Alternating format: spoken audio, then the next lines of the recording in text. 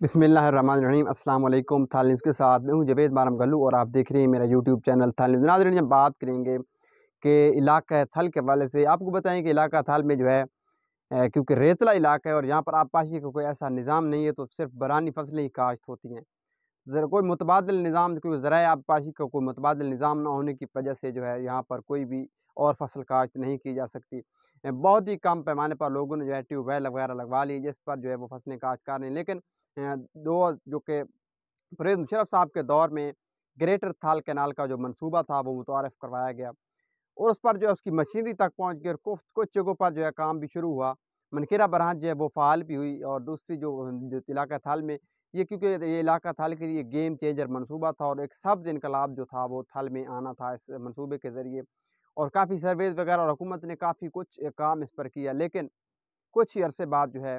इस मंसूबे का पर जो कि थल दोस्त और जो है किसान दोस्त मंसूबा था, इसको मुकम्मल तौर पर बंद कर दिया गया और अब जो है ये मंसूबा बिल्कुल ठप हो चुका है और इस पर कोई भी किसी किस्म की पेशरफ्त जो है अभी तक नहीं हो सकी, जिससे जो है थल के, क्योंकि मौसमियाती तब्दीली ने थल के किसानों को भी अपनी लपेट में ले रखा है। यहाँ पर वैद चने की फसल जो होती है वो बरानी यहाँ पर काश्त होती है, उसके अलावा एक फसल गुवार होती है। गुवारा के अलावा कोई भी फसल ऐसी काश्त यहाँ पर नहीं की जा सकती और ज़राए आबपाशी का कोई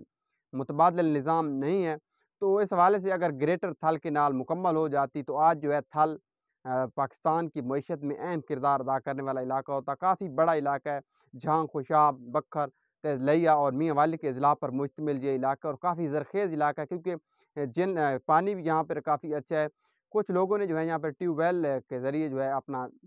निज़ाम में आबपाशी बना रखा है, तो वो बहुत सारी मुनाफ़ा बख्श फसलें जो हैं वो काश्त कर रहे हैं और यहाँ पर वो अपना जो है कसीर ज़र मुबादला वो कमा रहे हैं। लेकिन यहाँ पर जो गरीब किसान है वो उसकी इतनी हिम्मत नहीं है और उसकी इतनी सख्त नहीं है, इतनी गुंजाइश नहीं है कि वो जो है कोई ट्यूबवेल वगैरह जो कोई ऐसा आबपाशी का निज़ाम अपने तौर पर लगा सके, क्योंकि गुज़िश्ता कई सालों से चने की फसल ने जो है काफ़ी कमी आई और चने की पैदावार जो है काफ़ी कम हुई है, जिससे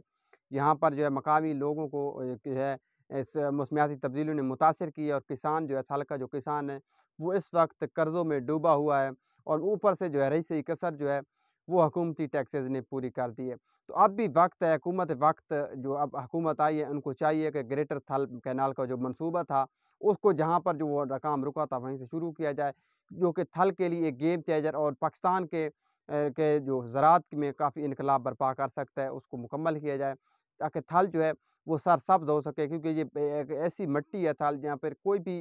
जो है काश्त की जाए, अगर कोई भी फसल काश्त की जाए तो वो हो जाती है। तो अगर यहाँ पर जो है ग्रेटर थल कैनाल जो है अगर मुकम्मल हो जाती है तो पाकिस्तान की मईशत में जो है थल का इलाका भी एक अहम किरदार अदा करेगा। हुकूमत वक्त को चाहिए कि इस हवाले से कोशिशें जो है तेज़ करें। कुछ मुख्तलिफ तअस्सुब की वजह से भी इस मंसूबे को बंद किया गया है।